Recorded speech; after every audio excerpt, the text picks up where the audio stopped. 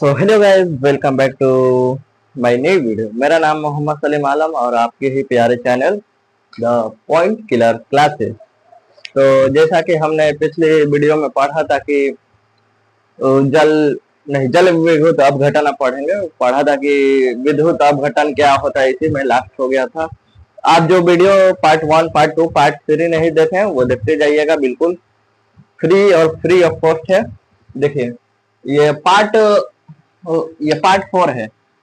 ये पार्ट 4 है और इसमें हम पढ़ेंगे कि जल में वैद्युत अपघटन माने विद्युत का संचालन।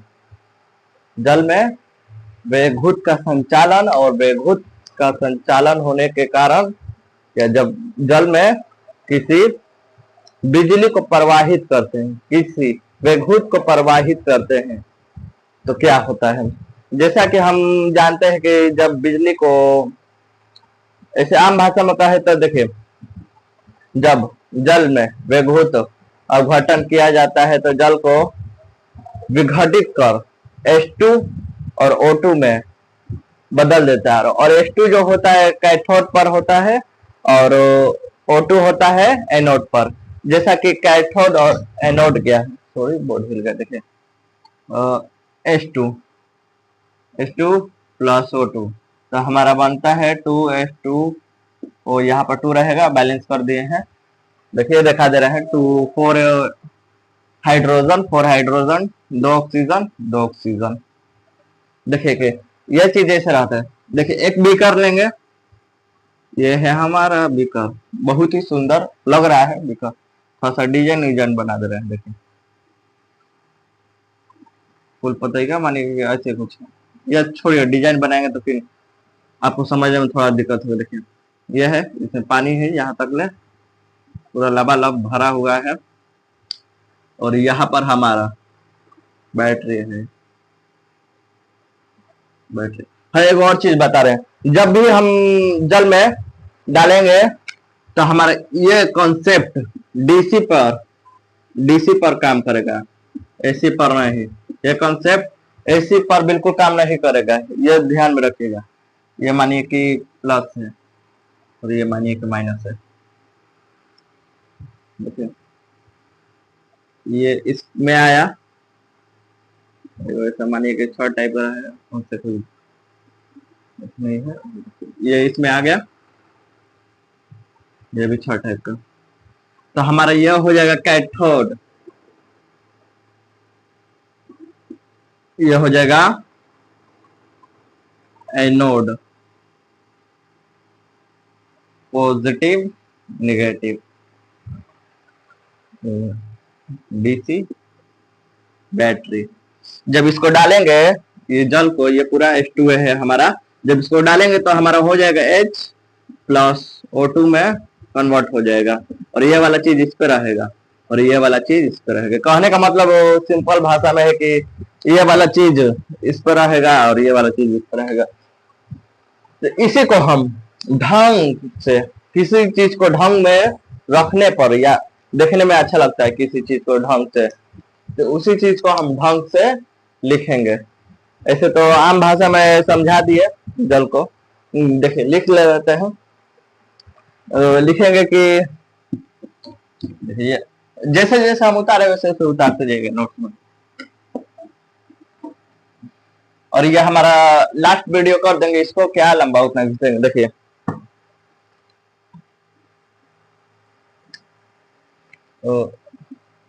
जल से होकर, ब्लैक से लिख दे रहे हैं, होता है कोई बड़ी बात। जल से होकर विद्युत धारा प्रवाहित की जाती है, प्रवाहित की जाती है तो की जाती है तो जल अपघटित होकर, जल अपघटित अपघटित ऐसे होगा, अपघटित होकर H2O2 में परिवर्तित हो जाती है, परिवर्तित हो जाती है,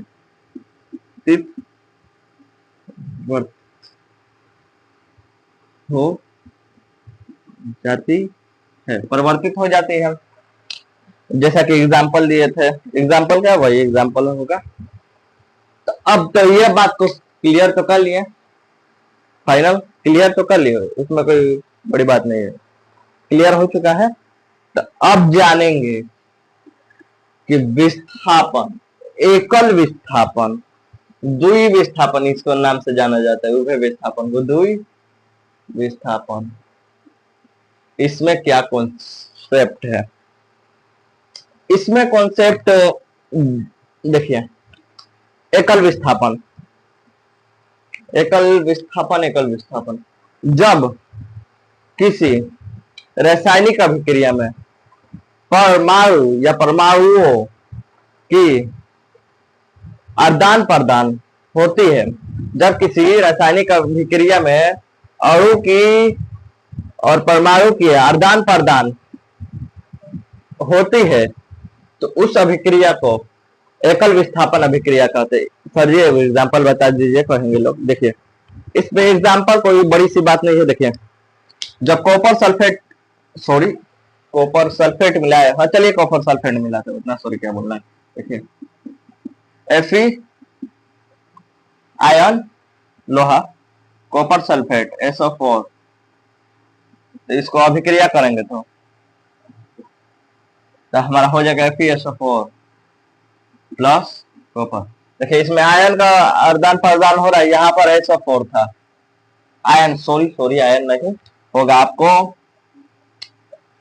आपको क्या बोले थे हम, थोड़ा सा दिमाग से उतर जाता है। परमाणु, देखिए परमाणु का आदान प्रदान हो रहा है। देखिए यहाँ पर 4 था, अब इसमें आके 4 जुट गया है, यही एग्जाम्पल हो जाएगा। इसका लिख दे रहा है अभी है। देखिए एकल विस्थापन, जब किसी रासायनिक अभिक्रिया में, अभिक्रिया कैसे लिख दे रहे हैं समझिएगा, अभिक्रिया में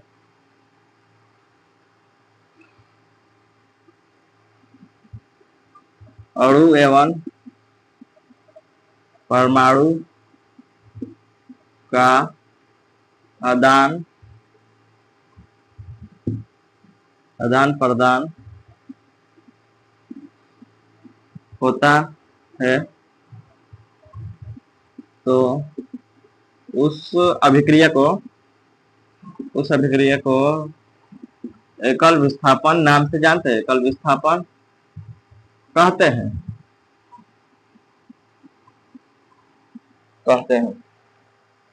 एकल विस्थापन कहते हैं।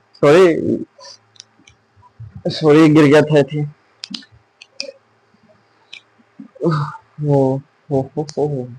देखिए FeSO4 आयरन सल्फेट, लोहा sulphate, SO4 sulphate, SO4 sulphate होता है। इसका मतलब SO4 का मतलब SO4, Na का मतलब भी सोडियम की सल्फेट, ऐसे वो सोडियम NaCl, सोडियम क्लोराइड। हाँ Na का मतलब होता है सोडियम। देखिए इसमें उभय विस्थापन तो समझ गए, इसका नाम द्वि विस्थापन भी है, इसे नोट कर लीजिए फटाक से। देखिए इस चीज को अब हम समझेंगे, उदासीनीकरण, उदासीन अभिक्रिया, बेचारा उदास है अपने जीवन से, इसलिए अपने नामे रख दे उदासीनीकरण। कोनो आता है इसको पीट के चला जाता है बेचारे को, इसलिए हमेशा उदास रहता है। देखिए Na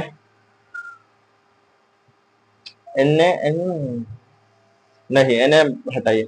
देखिए जो वो चीज है इसमें पीटने वाला बढ़िया, अम्ल और भौस दबा के पीटता है लोग, भले जोन पिटाता है, लोहा जितना पिटाएगा उतना ही मजबूत होगा, सोना जितना गर्म होगा उतना ही उसमें चमक आएगा।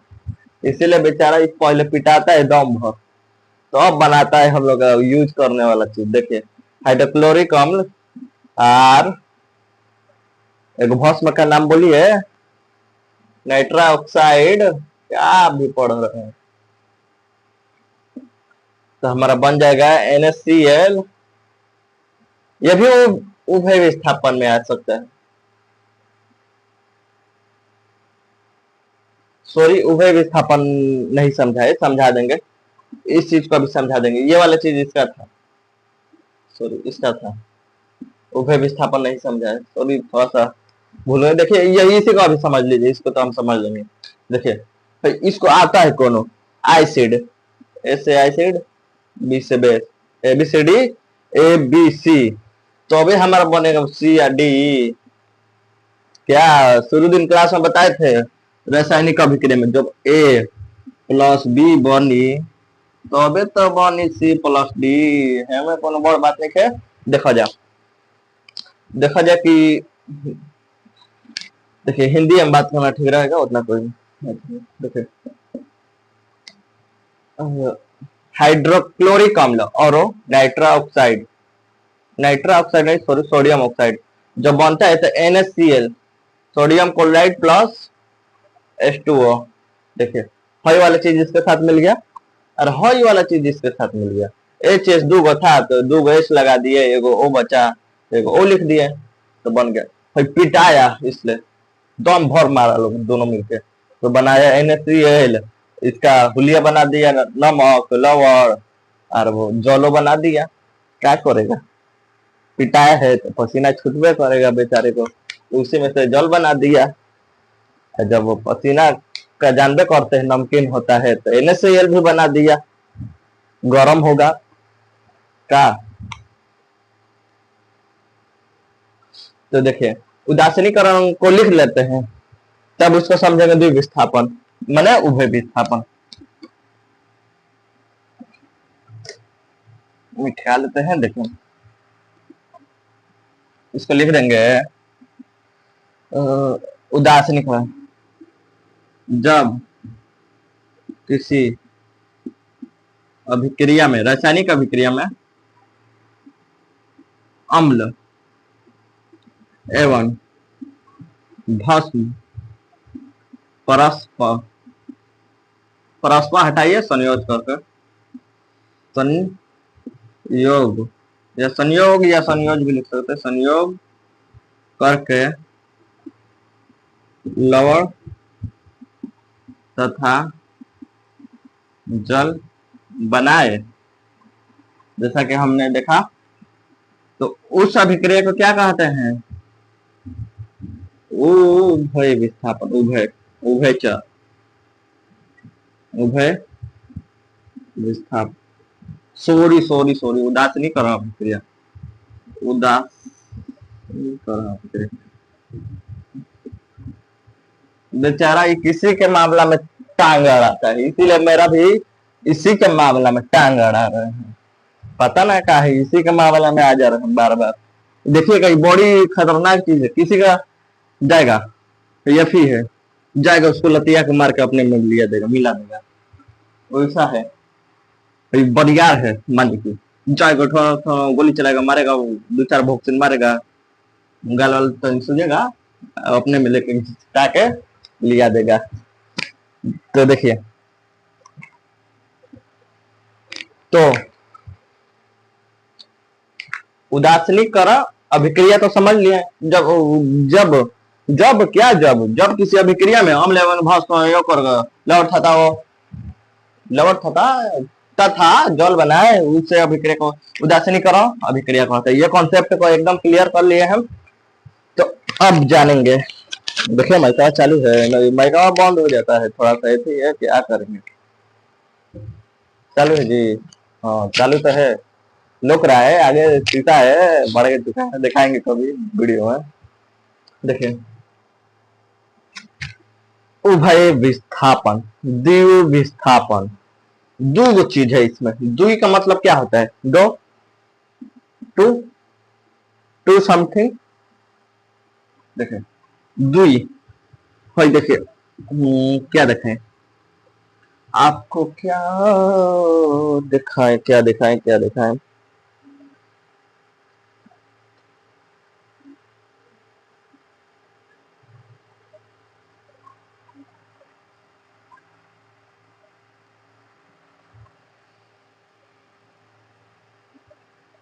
क्या दिखाएं आपको, देखिए दिखाते हैं।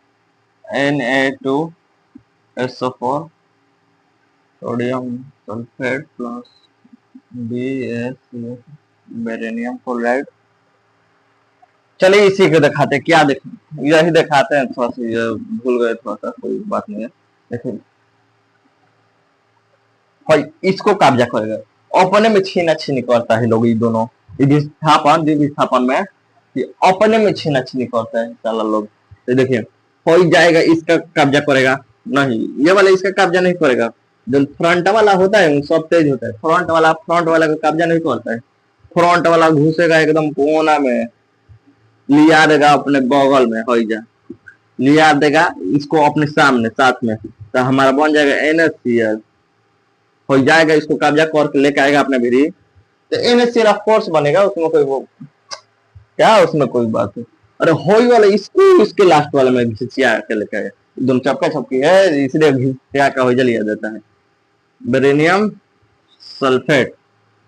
तो ये देखिए अपने आयनों का आदान प्रदान कर रहे हैं, हई वाला आयन, हई वाला आयन, आयन पदार्थ तत्व यौगिक भस्म अम्ल, क्या क्या बोले, देखिए अपने आयनों का आदान प्रदान करके NaCl बना दे रहा है और BaSO4।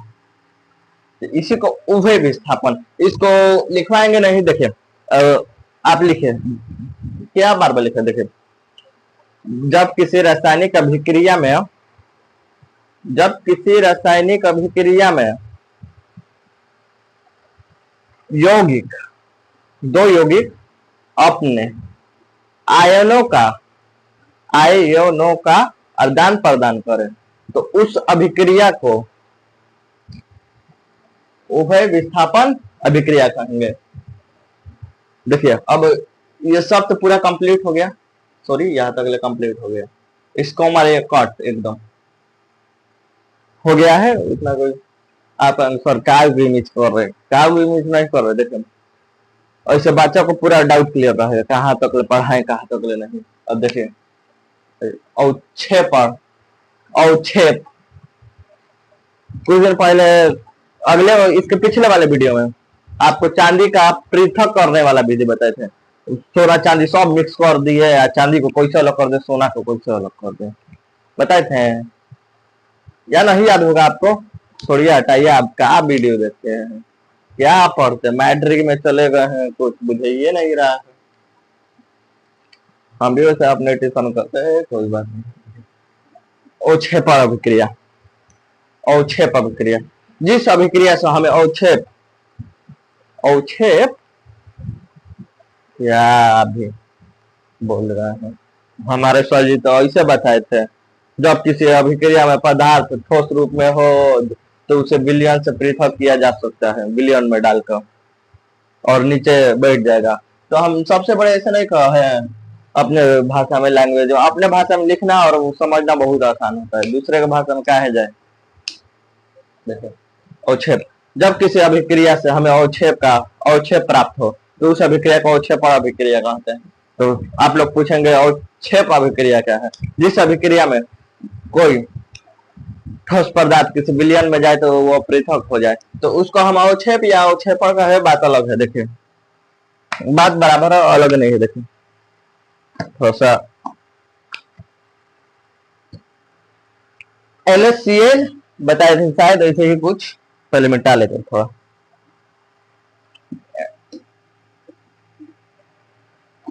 अंदर जो या सारे गांव हो गया, उठा उतार लीजिएगा फटफट, नहीं तो मिटेगा फटफट। ऐसे अभिक्रिया है, अभिक्रिया है, इसको इसका एग्जाम्पल दे रहा है।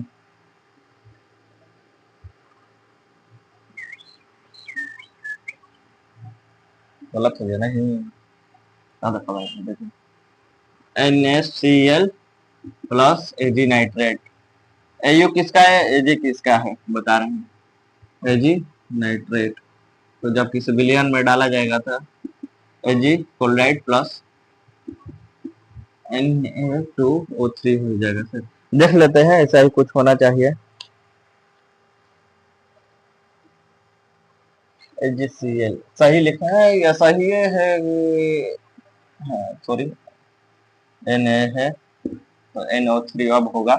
तो देखें दिखा रहे हैं, ये हमारा औक्षेप, औक्षेप को बताए थे साइन, साइन संकेत वाला बताए थे, ऐसे औक्षेप, ऐसे गैस, ऐसे आगे अभिक्रिया, ऐसे पीछे अभिक्रिया, सब बताए थे। देखिए भाई हमारा हो गया नमक, और ये हो गया हमारा क्या क्या हो गया, चांदी नाइट्रेट। इसमें भी उभय विस्थापन हो रहा है, ये वाला इसको पीट के लेके आ रहा है और ये वाला इसको, ये वाला इसको। तो इस चीज को देखिए, एजी हम कुछ कहे थे थोड़ा देर पहले, एजी किसको कहेंगे, एजी हम लोग चांदी को कहेंगे,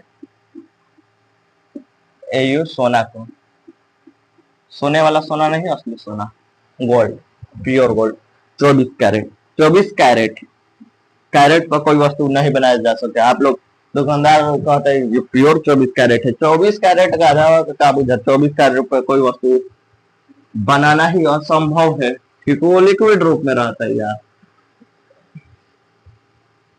ठोस रूप में भी रहता है, बोले उसे कोई चीज बनाना बहुत ही नाजुक रहता है, इसलिए बनाना ऐसी। तो आगे देखिए, प्रकाश रासायनिक अभिक्रिया, जब किसी रासायनिक अभिक्रिया प्रकाश के उपस्थिति में हो तो उसे प्रकाश रासायनिक अभिक्रिया कहते हैं। जैसा कि हम 5वां 6वां 7वां 8वां 9वां क्लास तक ले जानते हुए आ रहे हैं, जब C6CO2 प्लस 6H2O प्लस रहेगा और नीचे क्लोरोफिल और ऊपर सूर्य का प्रकाश रहेगा, तो हमारा बनेगा ग्लूकोज C6H12O6 प्लस में 6CO2 और प्लस में ऊर्जा। देखिए अभिक्रिया जो है प्रकाश की उपस्थिति में हो रही है, जब तक ये सूर्य का प्रकाश नहीं रहेगा ये अभिक्रिया नहीं होगा। तो आप लोग कहेंगे सर जी तो बच्चा वाला शुरू से जानते आ रहे हो अभिक्रिया, कुछ नया बताइए ना। देखिए नया बताते हैं, नया क्या बताए, देखिए नया निकाल रहे हैं, H hydrogen plus Cl2 chloride, Cl2 chloride, 2 यहाँ पर डाल रहे हैं, छोड़िए हटाइए, 2H प्लस Cl, सूर्य का प्रकाश, सूर्य का प्रकाश, तो हमारा बनेगा HCl बनेगा। तो HCl बनेगा, HCl कहाँ पाया जाता है, लाइब्रेरी में कहेंगे आप लोग नहीं, हाइड्रोक्लोरिक अम्ल हमारे आमाशय में पाया जाता है, जो भोजन को गलाने में सहायक प्रदान करता है। तो जैसा कि हम लोग ने देख लिया कि यहाँ तक ले पूरा कॉन्सेप्ट क्लियर हो गया, अब आगे इसी में जानेंगे रेडॉक्स अभिक्रिया, रेडॉक्स अभिक्रिया, अवकरण, ऑक्सीकरण और दहन, इसी में जान लेंगे एलपीजी में क्या होता है, ना होता है, हो होता है, खो होता है, देखते हैं क्या होता है। जैसा कि हमने लिख लिया है ऑक्सीकरण अवकरण अभिक्रिया, ऑक्सीकरण, ऑक्सीकरण से कुछ याद आ रहा है, ऑक्सीजन, ऑक्सीजन, अवकरण, अवकरण हाइड्रोजन। तो चलिए देखते हैं ऑक्सीकरण और अवकरण, ये लास्ट वीडियो है पार्ट 4, और इसमें फर्स्ट चैप्टर एकदम फिनिश, एकदम डिटेल के साथ। देखिए पहले इसको जल्द से जल्द समझते हैं, ऑक्सीकरण अवकरण अभिक्रिया पहले समझते हैं।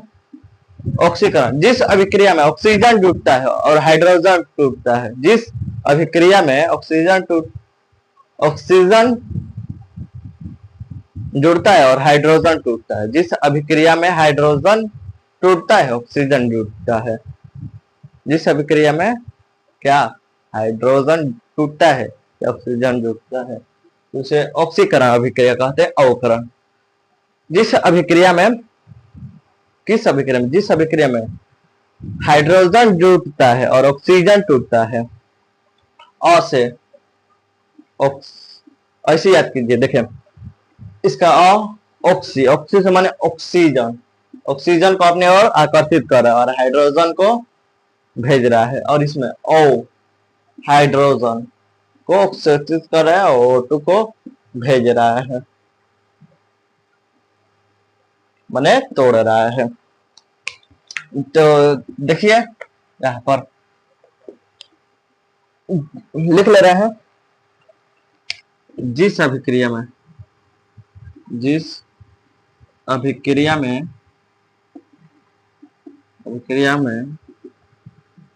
ऑक्सीजन डायरेक्ट O2 लिख दे रहे हैं, O2 जुड़ता है H2 टूटता है, उस अभिक्रिया को ऑक्सीकरण अभिक्रिया कहते हैं। लिखे जिस अभिक्रिया में O2 जुड़ता है और हाइड्रोजन टूटता है उस अभिक्रिया को ऑक्सीकरण अभिक्रिया कहते हैं। ऑक्सीकरण अभिक्रिया कहते हैं, ये वाला कंप्लीट। और अवकरण जिस अभिक्रिया में, उतना क्या लिखना है हाली से कर दे रहे हैं, O2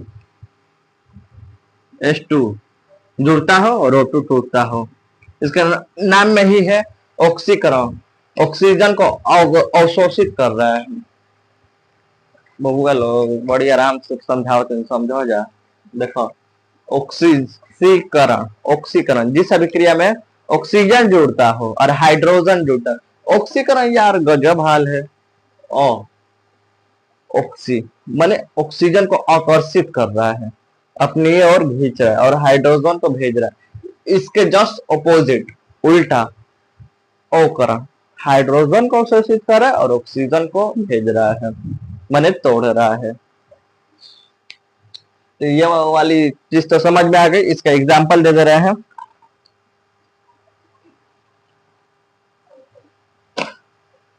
तो देखिए इसका एग्जाम्पल बहुत ही आसान है। देखिए इसका दे रहे हैं, पहले H प्लस O2 हो गया SO4, माने ऑक्सीजन जुट रहा है, और इसका H plus O2 H2O hydrogen जुड़ रहा है। आप कहेंगे सर जी इसमें तो O2 भी आ गया। भले प्रथम पद को देखिए और द्वितीय पद को देखिए, उसमें कोई बड़ी बात नहीं है। इसका एक और भी नाम है, उपचयन।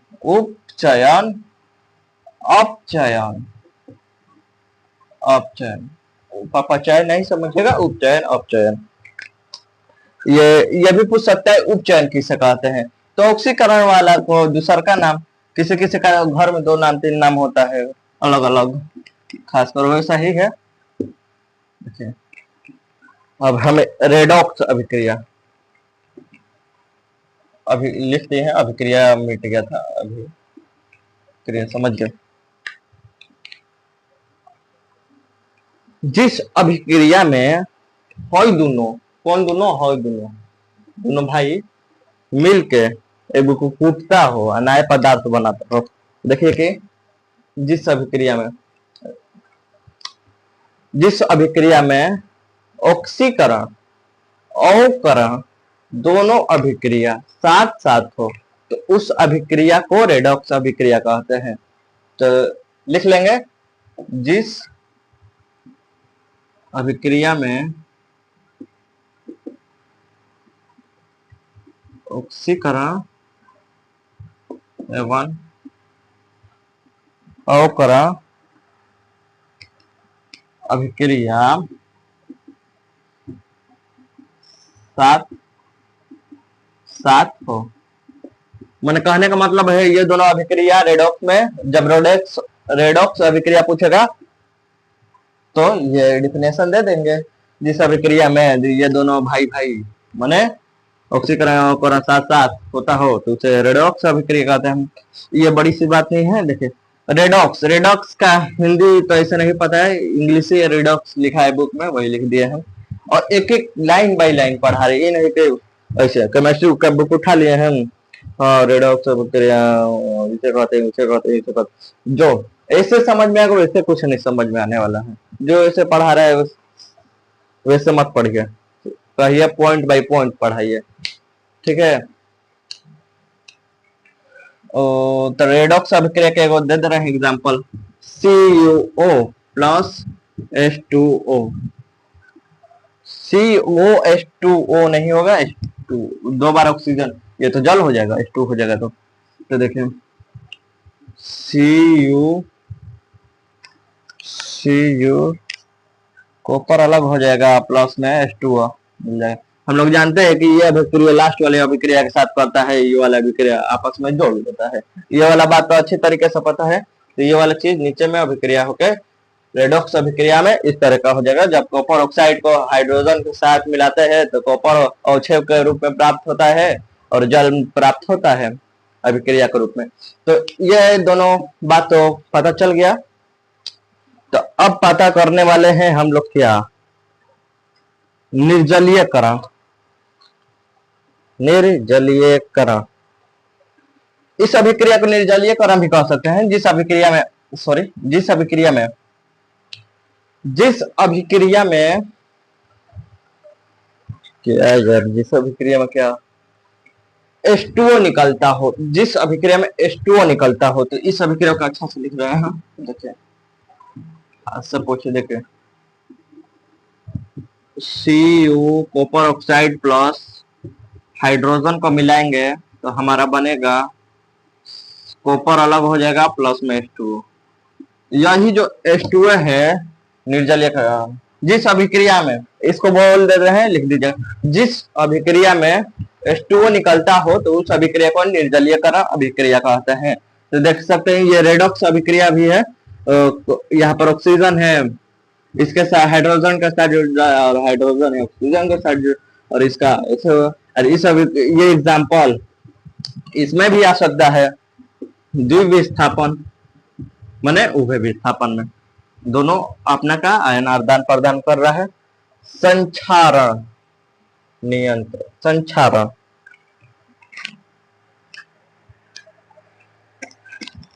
संचारण थोड़ा सा माइंड में याद नहीं रहा है, संचारण। चलिए देखते हैं, हाँ हाँ हाँ याद आ गया। देखिए थोड़ा सा क्या करें, इतना टॉपिक बाय टॉपिक पढ़ा रहे हैं। चलिए कोई बात नहीं, वीडियो को लाइक दबा के कीजिए, एक बार बीच में बोले नहीं है लाइक करने को, इस बार कर दीजिए। क्या यार अभी लाइक नहीं करते हैं, कीजिए ना, मजा आएगा, रेड कलर का बढ़ जाएगा करेंगे तो, मैजिक है, कीजिए एक बार, या ब्लू कलर का भी। संचारण, जिस अभिक्रिया में ऑक्सीजन किसी तत्व या किसी यौगिक से मिलकर रंग परिवर्तन करता हो तो उस अभिक्रिया को संचारण अभिक्रिया कहते हैं। जिस अभिक्रिया में, देखिए जिस अभिक्रिया में Fe+O2 मिल जाएगा हमारा, FeO2, इसका नाम भी होता है जंग। जंग छतवा पे देखना रखा है, छोड़ो जाके तुम देखो, तो तुम देखो जल्दी देख लिया, निकल रहा होता है बीम से, नया नया होता है तो चमकता है, चमकता है कहेंगे, हाँ तो चमकता तो है, वो चमकता है। देखिए जब तक ऑक्सीजन के पूर्ण रूप में वो विघटित नहीं हो जाता, पूर्ण रूप में परिवर्तित नहीं हो जाता, पूर्ण रूप से वो अवशोषित नहीं कर पाता, तब तक वो बचा रहता है। जब तक ऑक्सीजन को पूरा अच्छा से कर लेगा तो उसके बाद वही होगा, क्या होगा, जंग लग जाएगा, खोखला कर देगा। आप किसी के संबंध में नहीं रहेंगे तब तक सिद्ध है, तब तक अच्छा से, जब तक बुरे संगत में आएंगे खराब हो जाएंगे। इसीलिए जंग आया ऑटो के संगत में, अकेला मन नहीं लग रहा था, इसके संगत में आया खराब हो गया, जंग लग गया। भले यहाँ पर 3 रहना चाहिए यार मेरे हिसाब से, तो फिर यार 3 यहाँ पर देना पड़ेगा। चलिए ठीक है, उसे कुछ मतलब नहीं है। Fe उतार लीजिए। इसका इसका भी बोल दे रहे हैं, जिस अभिक्रिया में कोई यौगिक या किसी तत्व से O2 मिलता है या संयोग करके उसमें रंग परिवर्तन होता है, तो उस अभिक्रिया को संक्षारण अभिक्रिया कहते हैं। दहन के पोषक, हाँ देखिए, दहन, व्हाट इज दहन, व्हाट इज अ कंबूशन, कंबूशन शायद कहते हैं। हाँ, व्हाट इज अ कंबूशन इतना याद नहीं, कंबूशन कहते हैं। दहन, जब किसी न्यूनतम ताप पर कोई वस्तु जलना प्रारंभ हो जाए तो उस अभिक्रिया को दहन कहेंगे। तो दहन का पोषक तत्व, दहन क्या गया, दहन का पहला पोषक तत्व होगा दहनशील पदार्थ, पदार्थ, दहनशील पदार्थ माने कोई जलने वाला पदार्थ। ये गमछा हो सकता है, बोर्ड हो सकता है, इसके पीछे का पर्दा हो सकता है, ये सब मार्कर वार्कर हम लोग सब माने दहनशील पदार्थ के कैटेगरी में आ जाते हैं। दहनशील पदार्थ, कागज, प्लास्टिक,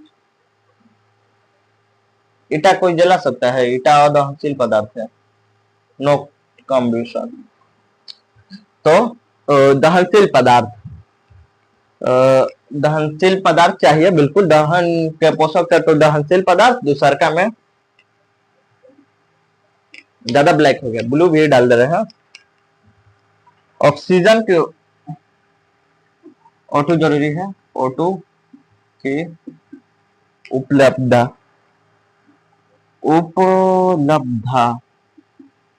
उपलब्धता माने O2 ही जरूरी है किसी चीज को जलाने के लिए।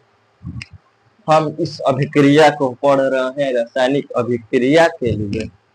देखिए, O2 चाहिए किसी चीज को जलाने के लिए, बिल्कुल O2 चाहिए किसी जलाने के लिए। O2 के हमारे जीवन में बहुत ही महत्वपूर्ण चीज है। इसका एक टॉपिक ले आने वाले हैं जल्द से जल्द, O2 के महत्व।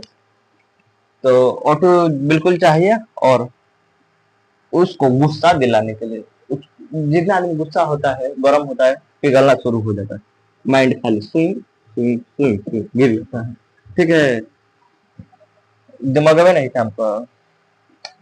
तो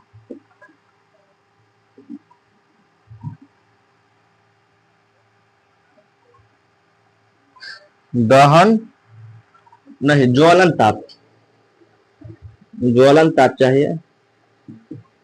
तो आप लोग कहेंगे ज्वलन ताप क्या है, आप लोग कहेंगे ज्वलन ताप क्या है। अच्छा से लिख दे रहे हैं, ज्वलन ताप, ज्वलन ताप। आप लोग कहेंगे आप ज्वलन ताप क्या, कोई पदार्थ किसी न्यूनतम ताप पर जलना प्रारंभ कर दे, या शुरुआत हो, स्टार्ट हो, तो उस पदार्थ का ज्वलन ताप कहते हैं। पानी कितना डिग्री सेल्सियस पर खुलता है, कमेंट आया है 50। एक और कमेंट आया है, टीवी सामने है, थोड़ा देखने में होता है। और कमेंट आया है 50-50, एक इतना क्या, इसमें से 50 नहीं होगा, 100 डिग्री सेल्सियस पर पानी खोलना और वाष्पीकृत करना शुरू हो जाता है।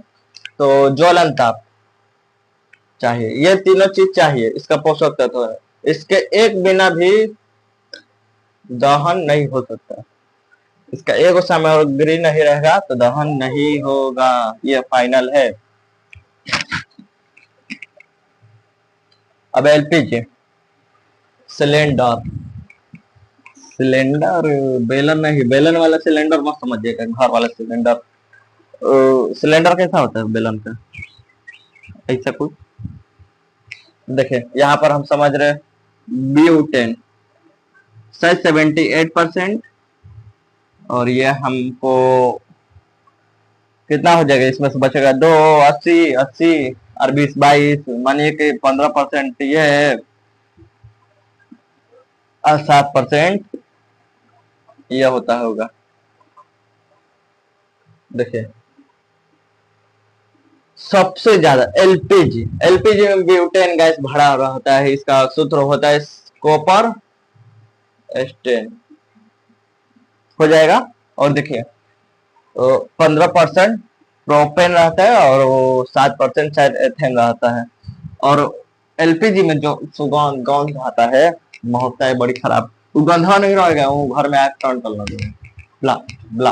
हाँ, इसीलिए गैस गंधक तो सेंट एंड परफ्यूम डालना जरूरी है। तो अबे जा रहे हैं पूरा सीना तार के यार, महकेंगे, परफ्यूम पूरा मारे हुए हैं, क्या दिक्कत है। यही गंधक, उसमें गंधक डालाता है।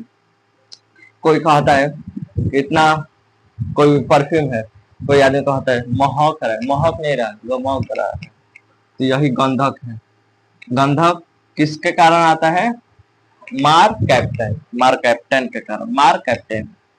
इसका सूत्र होता है C2H5SH। तो कुछ यौगिक का रंग भी होता है। देखिए अब ये सब चीज को समझ ले, इसमें कोई डाउट हो कमेंट जस्ट टर्न टर्न कीजिए। इसका रंग होता है नीला, हरा, बैगनी। हाई लिटमस पेपर का सूत्र हो सकता है श्वेत, पीला, यह होता है नारंगी, गेरुआ कलर, तो बैगनी, पीला, पीला है, समझिएगा। उतना फ्रेश तो नहीं लिखा है, सिर्फ बातों पे ध्यान देंगे तो आपको पूरा चैप्टर पूरा कंप्लीट हो चुका है। तो अगले वीडियो में मिलते हैं, अगली शुरुआत की और अगली वीडियो का बता रहे हैं अगली वीडियो में क्या होगा। बोलिए क्या शुरू करो, केमिस्ट्री का अगला चैप्टर की biology 1 chapter, biology, history, history का कमेंट ज्यादा आ रहा है, बोले बायोलॉजी का आने लगा, बायोलॉजी का, बायोलॉजी 1 चैप्टर। बायोलॉजी 1 चैप्टर क्या है? बायोलॉजी 1 चैप्टर लाइफ प्रोसेस, जो परक्रम, यही जो परक्रम, जीवों को, जीव जंतु के बारे में, इसमें जो परक्रम के बारे में जा रहे हैं। तो ये पूरा हो चुका है, तो मिलते हैं अगले चैप्टर जो परक्रम के साथ। तो आप लोग देखते रहिए आप ही के प्यारे चैनल पॉइंट किलर क्लासेस। तो गुड बाय।